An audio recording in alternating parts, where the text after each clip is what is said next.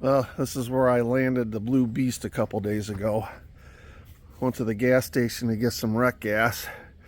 Was backing into the pump and lost my brakes and power steering. And this truck pulled a Peter North in the parking lot with power steering fluid. It shot out a load that went out 20 feet. So I definitely knew I blew a high pressure power steering line. This diesel doesn't have a vacuum booster, but I got in here and I think you can see right there, after 25 years or so, that thing let loose. I'm usually pretty good at making sure that my hoses aren't rubbing up against something.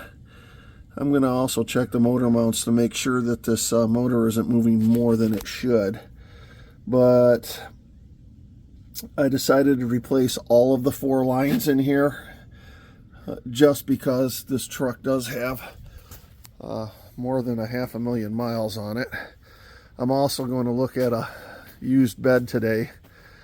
Found a guy's got one that says is in pretty decent shape for $2,500. This thing's done. That bed is done. I don't know if you can see how much that is moving. So I got to move some cars around. Oh, found these beauties in the garbage a couple roads over. These are some heavy duty ones. They're rated at 10 tons. Pay attention to the garbage. Oh, got these on sale. Buy 2, $75 off. So I got 10 gallons of brake clean for just over $300.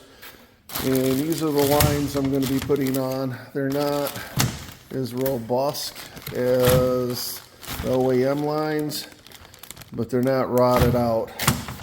So let me get this car out of here and get the old Blue Beast in here and start working on it. I've never done lines on one of these before, but pretty much the setup is this takes the place of your vacuum brake booster. So I've got lines coming up from the pump down to the steering gear up here, vice versa. Pump is right there, and it looks like all I have to do is get the air filter box out of the way and possibly the battery tray. How do you like my hold downs there? Ain't that great? These batteries didn't fit in this vehicle. I don't have real nice things to say about Optima right now that they moved the shit down to Mexico, but these batteries here are going on close to 20 years in this vehicle. Mind-boggling. But anyways, I digress. So I'm going to have to probably take the battery tray off too. I hope I don't have to. I have limited access in here to get at the steering gear box. Yeah, it's still leaking. I'm going to have to douse a lot of this with brake clean. Okay, let's get to it. Well, I decided to just get the battery tray out of the way. It looks like I'm going to have to take the intercooler tube off too. These bolts have not been off since 1998.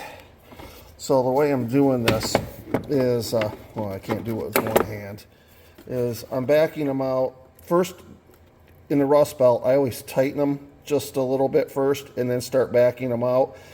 And as I back it out, I spray it some Creole, put it back in, and just do that in and out. It'll probably take me about 1.5 minutes, 2 minutes to get that bolt out.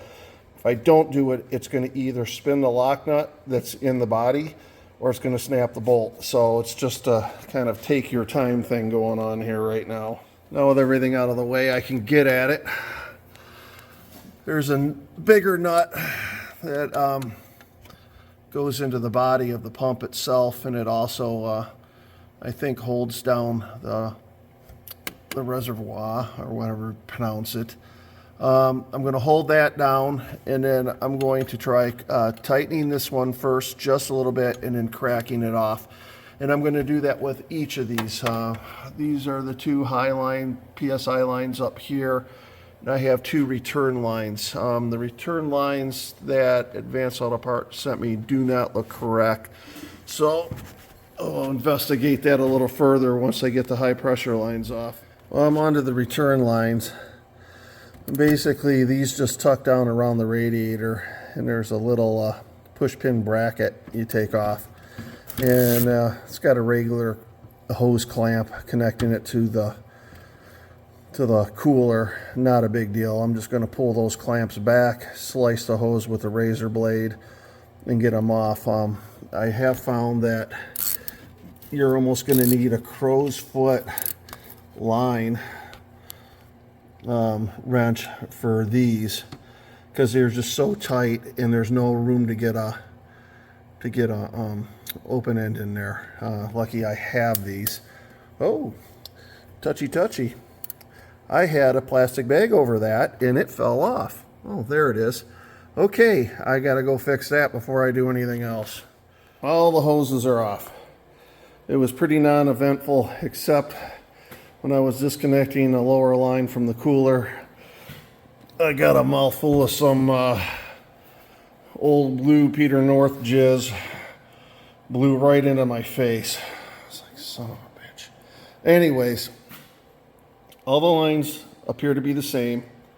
The return lines, not the same quality of the OEM, and either are the pressure lines, and you can see pressure lines are woven. These are not. And there's one thing that I find concerning with these is this line. You have a seal that's going to go on here. I've already picked it out of the box, the steering box, but you've got that nipple that seats in there. Oops. I hope that is not going to be a problem. So I'm keeping my fingers crossed on that. I hope that there's enough for it to seat in there. There is a slight difference. You can see that's got a shoulder on it. That one doesn't. But I don't understand why it's just this line, because these lines are identical from new to old. Let me start feeding this all back together. Well, Ford loves to make things confusing.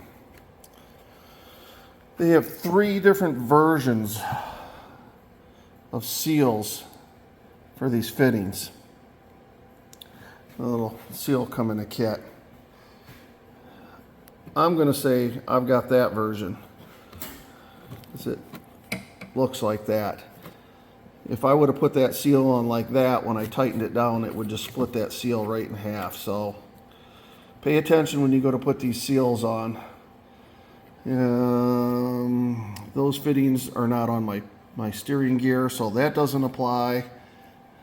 And not only do they have 3 different versions of this, I got it in 3 different languages to really fuck you up. So make sure you're drinking after the project and not during. So I'm putting the O-ring on that end. Okay, hour and a half later, all the new lines are in. I've got these things routed away from the shock tower, tightened up with some zip tie, not touching the steering shaft. And while I'm in here, I'm going to adjust the sector shaft. I got a little slop in the wheel. I'm going to back that nut off. And then there's a 3/16 Allen wrench I'm going to put in there, and I'm going to turn it clockwise. That'll take it out. I'll just do about a 1/4 turn. These things don't wear out that much to where you have to really reef on them. Okay, I'm in the home stretch. Okay, let's see what we got. Yep, so far got power steering. Pump's not making any noise. I haven't purged air out of the lines yet. I'm just going to do it by driving around. Hey, I have brakes again. Okay, pretty sure we got all this taken care of.